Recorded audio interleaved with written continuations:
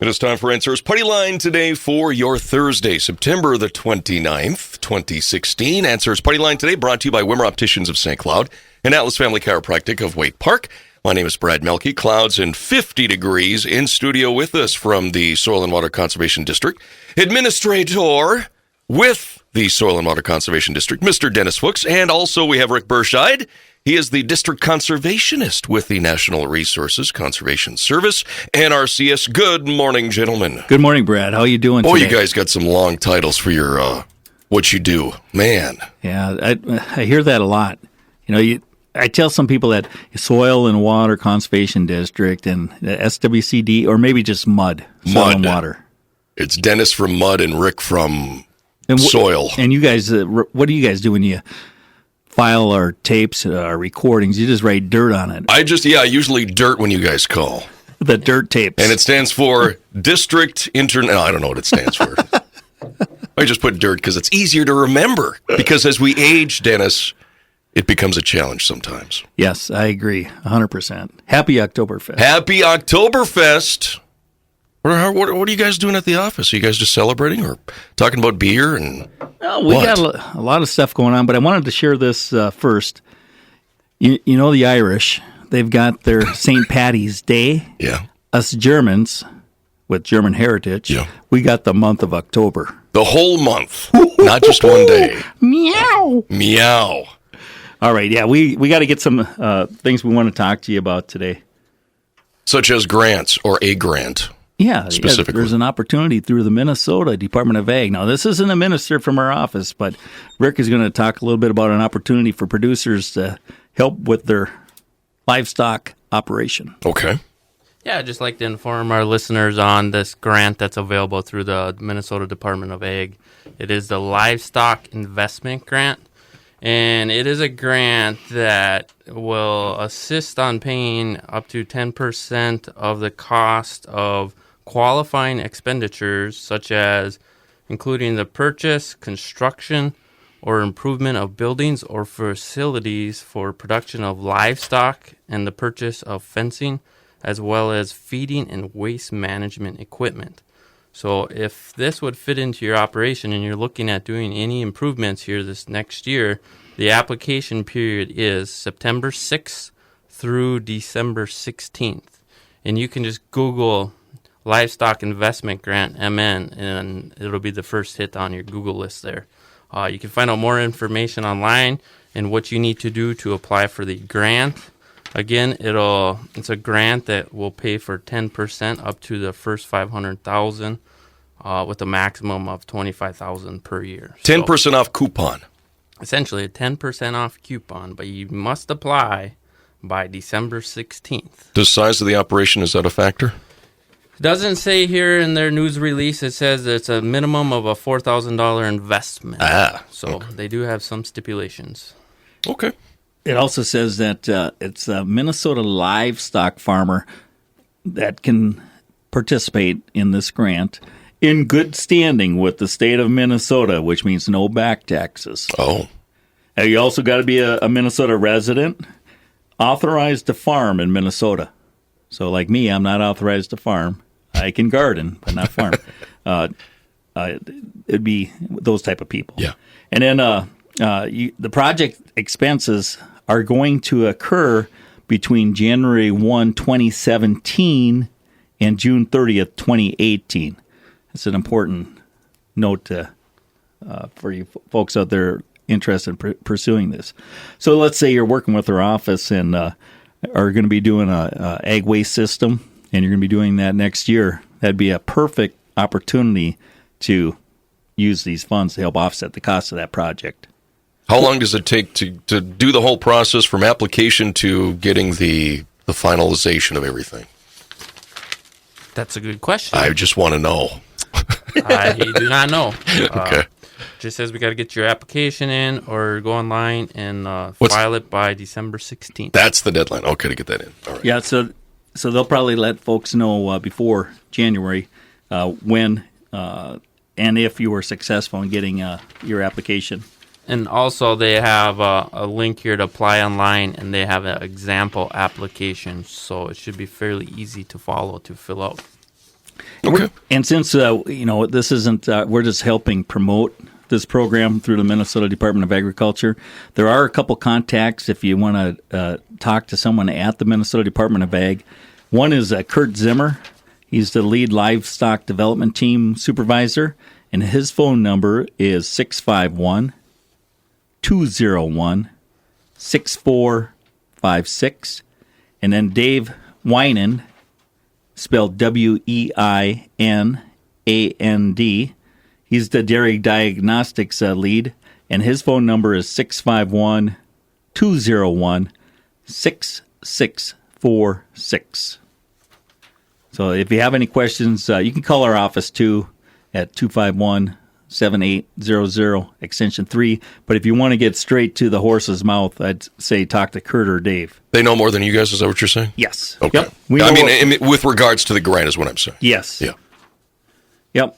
And the purpose of this investment grant it started back in 2008, and it was to help farmers encourage long-term development in Minnesota's $7 billion. That's what a B. $billion livestock sector. That's according to the Commissioner Fredrickson.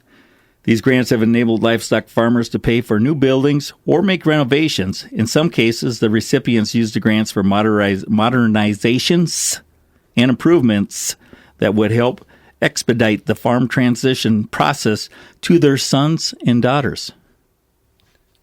Is that awesome or what? Handing it down. Yeah. Generation to generation. So speaking of the Minnesota Department of Ag, they also sent out a news release this week that farmers should try to delay fertilizer, especially anhydrous urea application, until the soil is cooler than 50 degrees. And they've got some new monitoring stations throughout Minnesota, actually 22 soil temp monitoring stations throughout Minnesota.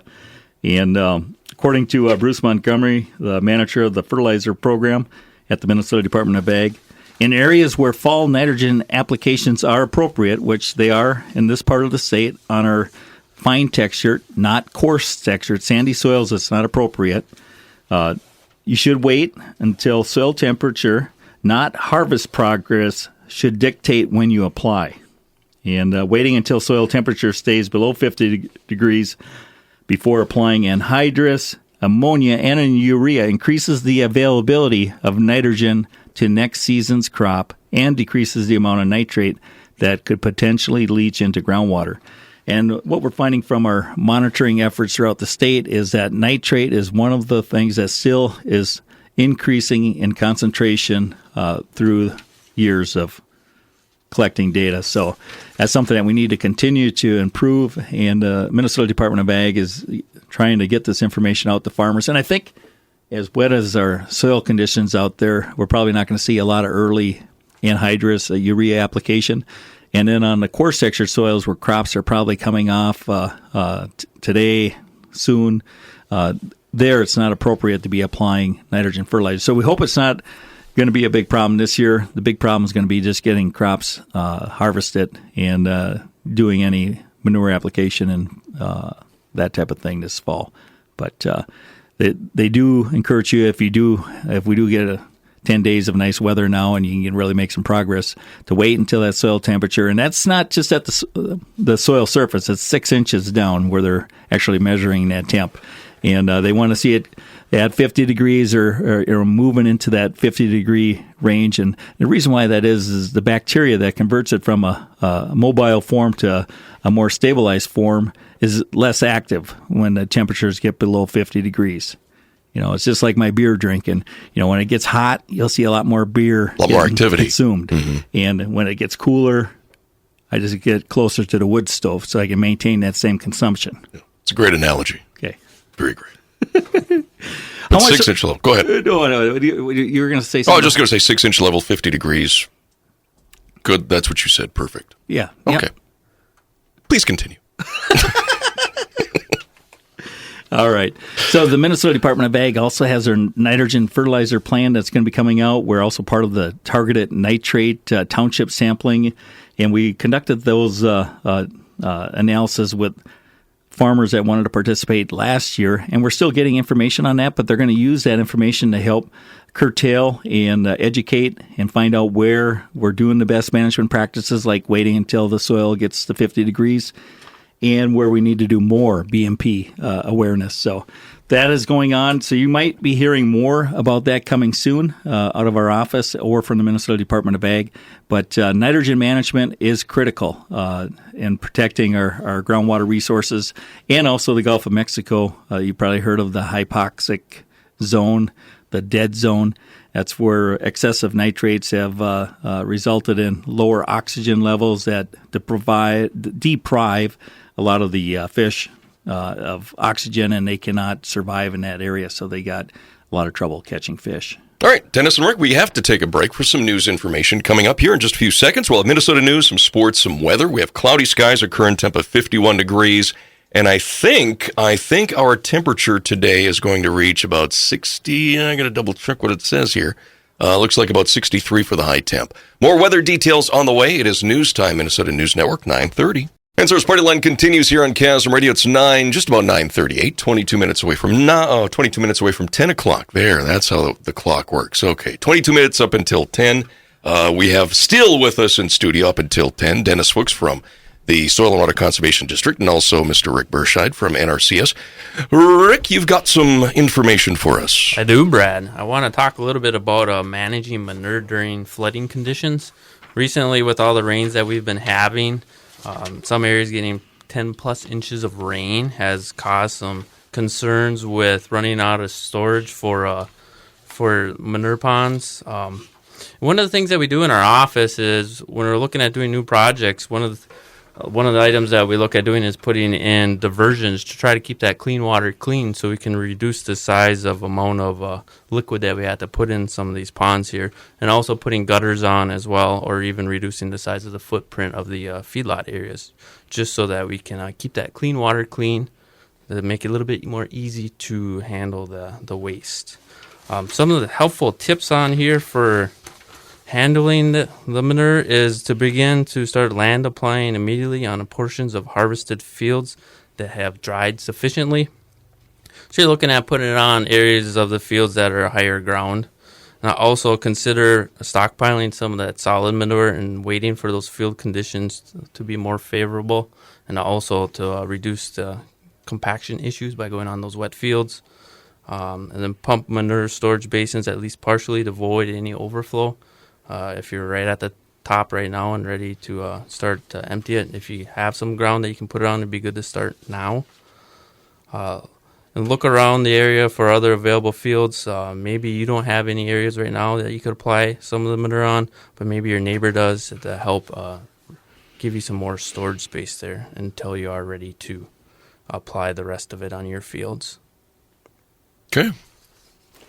All right. Well, gosh, with this wet weather, we're going to also have some problems with some soil compaction, and a lot of times that's thought of as a spring problem.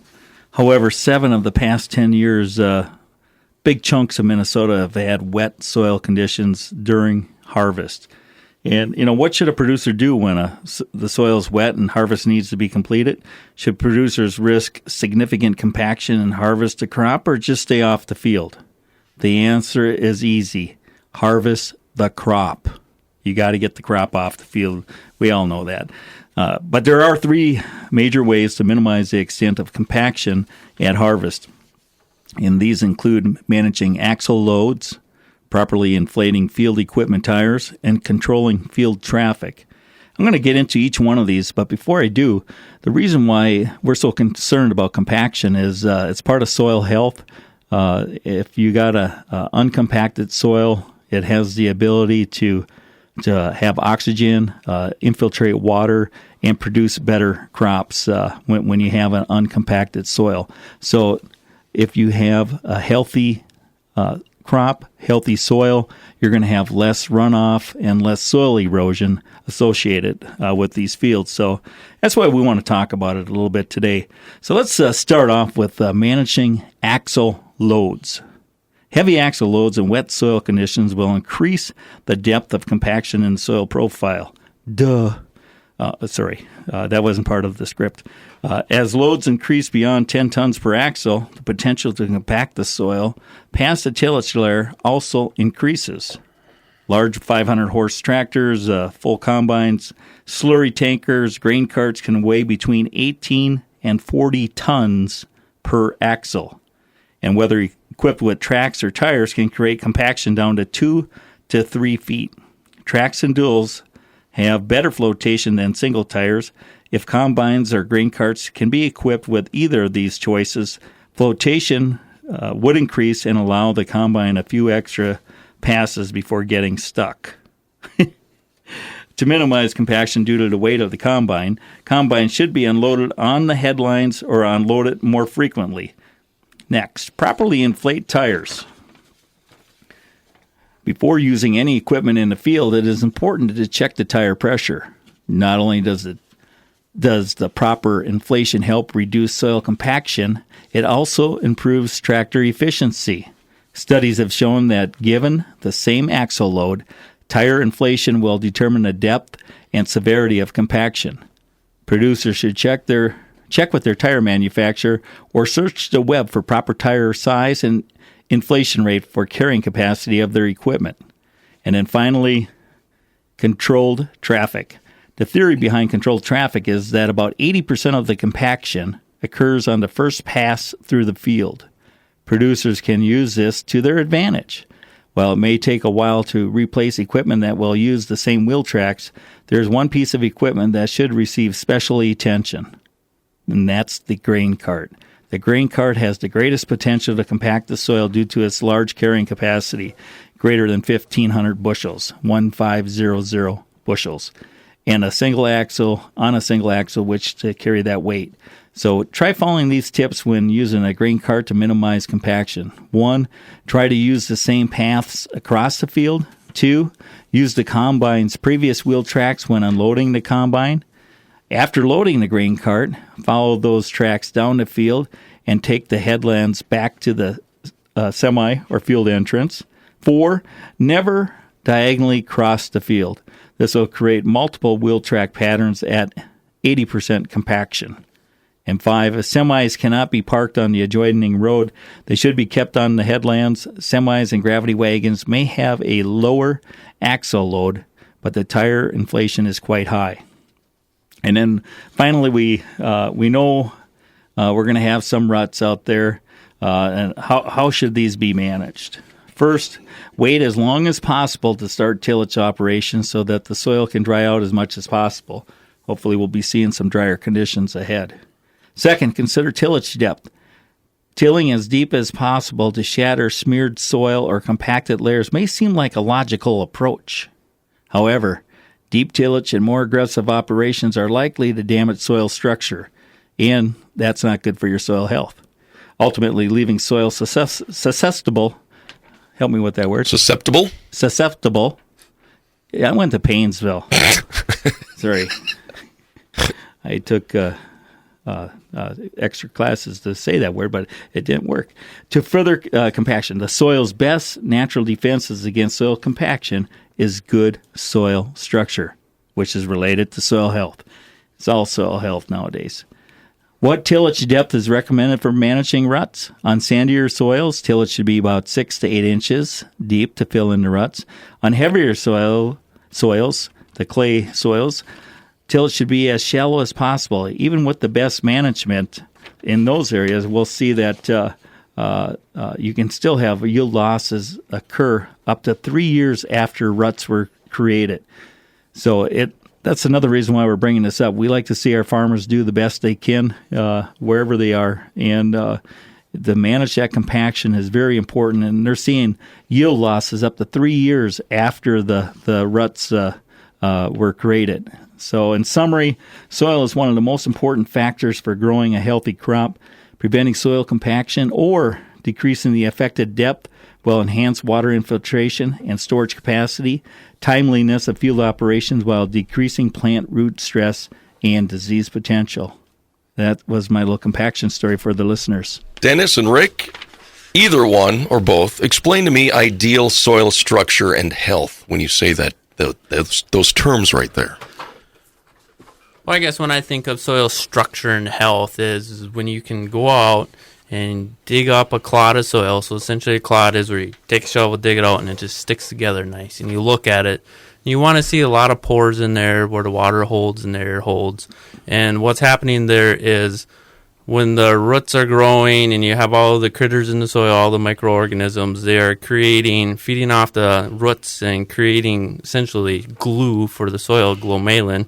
And what that's doing is it's kind of gluing those soil particles together, creating these aggregates. And those aggregates are pretty stable, and they can support a lot of weight. They can accept water. So there's a lot of things that when you're looking at soil health, you want to look at to see if you have good soil health. And that's one of the components that you can look at.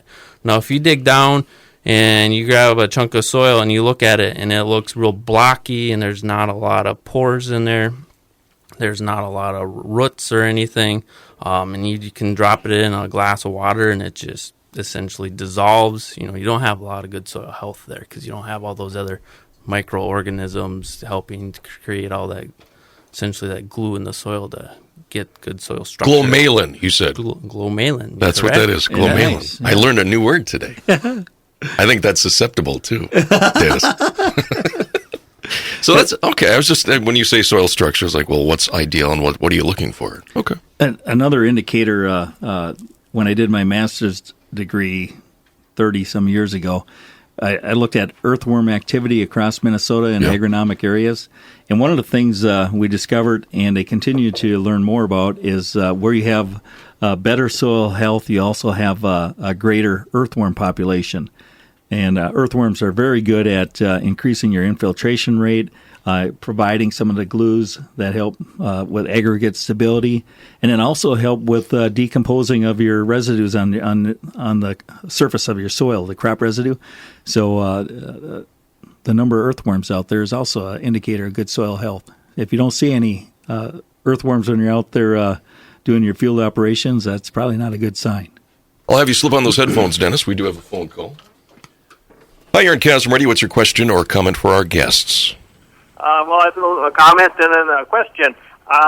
We have experience from putting anhydrous ammonia on the cornland, and it seems to be that a bordering field that didn't have anhydrous on it, the soil was more mellow and soft, and where there was anhydrous put on, the structure of the soil was all lumpy, and there was very few earthworms.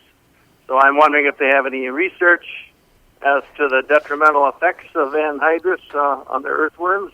So that would be my question, if you can answer that. All right, thank you. Yeah, so when we put anhydrous on, we're adding fertilizer for the next year's crop. But also when we're putting anhydrous on, you're essentially fumigating a lot of those microorganisms in the soil in those areas. So if you had a higher population of earthworms in that area and you put on that anhydrous, you essentially could be wiping them out. And that could be one of the reasons why you're seeing the soil on those other fields that didn't have anhydrous put on to being a little more mellow, and you're seeing a lot more of those critters essentially in the soil. One of the things that they're also realizing that helps improve soil health is crop rotation. So if you're in a continuous corn monoculture and putting anhydrous down every fall, that really could be impacting your soil health. When you start moving into a corn-soybean rotation and then even enhancing that, like say with a corn-soybean small grain or corn soybean, small grain, alfalfa, you'll just see the soil health improve with the longer rotations. And just another, and it depends, with the listener that just called in, looking at one side of the field, depending on the crop rotation. And, anhydrous definitely can impact, and there's research out there that'll show that it'll dramatically knock back like the earthworm population and the microbes. But they do spring back, some faster than others, but there's that time period where a lot of the microbes are destroyed. Now, going back to what we talked about earlier, when you're applying anhydrous ammonia, the bacteria will convert anhydrous ammonia to a more mobile form in the soil, nitrate. And if that bacteria is killed, for the first several days, and then it comes back. It's not like you're killing the whole profile. So it'll slowly come from the edge of that flume of where the anhydrous gas is and then move toward where the actual injection knife over days. And then it'll start converting that anhydrous ammonia to that more mobile form. But it takes several days for that to happen. But if it's below 50 degrees, those bacteria don't rebound as quickly. So there's a lot of stuff going on in that soil. 1 tablespoon of soil has how many microorganisms? Over 1 billion. Yeah. So don't eat dirt. Yeah. Right? Okay. Don't eat dirt. Yeah. Don't be a dirt ball. That's what. You got the science all behind it there, Dennis. Yeah. It's like science class today. I like this. Oh, good. What else do you have, Dennis?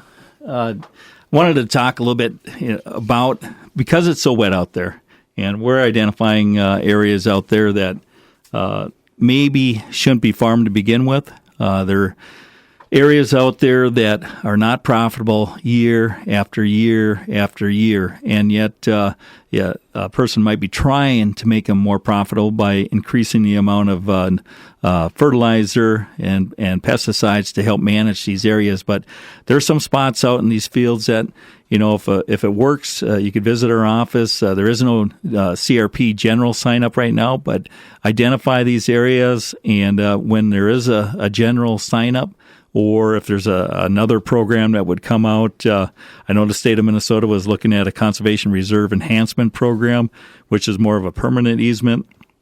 And could be some opportunity to put these programs and use these programs to pull those non-productive areas out and put them into some type of a more native prairie type of setting. We had a farmer that got certified with the Minnesota Ag Water Quality Certification Program earlier this week, and we headed from Roscoe over toward Belgrade. And oh my gosh, there is a lot of wet areas out there. And the crop, we had a fairly wet year, and but some of these low areas are probably producing an okay crop 3 times out of 10 years, and then 3 out of 10 years they're not producing much at all, and then in a couple of years, they got some giant ragweed growing there or water hemp. And that's the other thing we've noticed a lot of with weed control, a lot of water hemp and giant ragweed. And as you diversify your crop rotation, that gives you more opportunity to manage these other weeds that are escaping. And there was quite a variety, and I'm sure it was dependent on the type of herbicide and the timing of that herbicide application that resulted in some escapes of water hemp and giant ragweed. But if you're driving around and you see these huge weeds growing alongside a soybean or cornfield, a lot of times that's giant ragweed, and that's tough to control if you're on a more monoculture crop rotation. Anything new about the buffer program or anything updates with that? No, we're continuing to work toward that. The folks that need a buffer should be getting a letter from us later this winter. We're still waiting for the Board of Water and Soil Resources to develop the penalty order. There's some type of penalty associated with not implementing the buffer. We'd like to have that information before we send out letters to impacted landowners. And in the letter to impacted landowners, we've got over 11,000 parcels that are impacted from this buffer law, requiring 50 foot on public waters, 16 and a half feet on public ditches. So it's just a lot of work going through. And then there's some problem areas with the actual line that's been drawn by the DNR back in the late 70s. So we'll have to do some adjusting and work with the DNR because that's their map, not our map. And we want to work as proficiently as possible. So we want to make sure we got the best information possible. Plus, probably in February, we might have an ag workshop somewhere in Stearns County. And we're hoping to get a lot of producers to come out, and we're going to have try to get Tom Guile. He's the Minnesota buffer specialist with the Board of Water and Soil Resources, a farm kid from southeast Minnesota. He's just a fantastic speaker, and have him talk more about the buffer program, where it came from, and stuff. But we're getting busy on that. Ben Ruley in our office is the lead. He's our GIS conservationist, and then we also have Jason Selvog and Kevin Roth supporting him with CRP or the Sauk River Watershed District, harvestable buffer, hayable buffer. Those guys are going to help Ben with this too. But yeah, there's a lot of stuff going on with that. And the big thing that we're waiting for right now is the actual administrative penalty order, that if you don't implement the buffer or are within compliance, and the public waters have to be completed by November of 2017 and ditches by 2018. And it sounded like if you're working with our office for the public waters to get that, either CRP or trying to get program or proper seeding or getting technical assistance from our office, then you could have a 1-year extension on that. I'm hoping that the letter that we send out will help identify areas of where we have some concern about not being in compliance, and then that those areas can be extended to 50 feet. It's an average of 50, a 30-foot minimum. Now, there's also some alternative ag practices that farmers can try, and we're encouraging farmers that would like to do alternative ag practices to sign up for the Minnesota Ag Water Quality Certification Program. Through that program, we have a tool that helps ensure that we're providing the same water quality benefits with any buffer width reduction. So 50 foot, maybe we get her down to 30, but it sounds like 30 might be about the bare minimum that we're going to be able to, even with alternative ag practices. So there's a lot of work going on with that, and we're learning as we're going here. Any other meetings or special events coming up? Anything with Pheasants Forever? Anything with that? No, I think their big to-do isn't until spring, March of 2017. I think we're going to be at Gerard's, Elmer Z's in Sauk Center. So that'll be coming up here pretty quick. Let's see, no field days. Not that I'm aware of. I just want to put a plug in here again for, we keep on talking about getting energy audits done. The guys that we've been working with through our office that signed up through our Environmental Quality Incentives Program to help assist get that energy audit completed have been signing up for the improvements now here the last year or two, and everyone's been very happy with the outcome of that, with the energy savings and just how the whole process worked. So if there's any listeners out there that are interested, give us a call at our office or stop on in and we can tell you a little bit more about the program. There's a whole list of energy improvements that we can do after we have a audit completed. And those audits, you can either go through the NRCS office to help assist in paying for that, or you can get it done yourself, and some of the co-ops also can help offset some of those costs as well. So if you have any questions on it, stop by our office and we'll let you know. I just want to point out one thing. I mentioned the Minnesota Ag Water Quality Certification Program, and you don't need to have buffers or participate in that program. And Third Street Brewery is providing a 12-pack of their fine beer to every farmer that gets certified in Stearns County and 11 surrounding counties from Benton to Big Stone. So if you're in Todd County or Morrison listening to this broadcast, or down in Meeker, Candio High, Pope, get over to your local SWCD NRCS office and say, hey, what about this water quality certification program 12-pack of beer? They'll get you set up. Just like that. Yeah. And just want to give a plug for Third Street. Their Oktoberfest beer has won numerous awards, some very, very good awards. So if you do see that when you're at your local watering hole or liquor store, pick up a 12-pack and give it a shot and support your local brewery, because they're supporting clean water indirectly through our office. This broadcast brought to you by Third Street Brewery. No, give us your contact information. Oh, that's 320-251-7800, and we're at extension 3. All right. Very good. Thank you very much, Brad. Rick Berscheid and also Mr. Dennis Fuchs with us here on Chasm Radio. It's 10 o'clock. News on the way.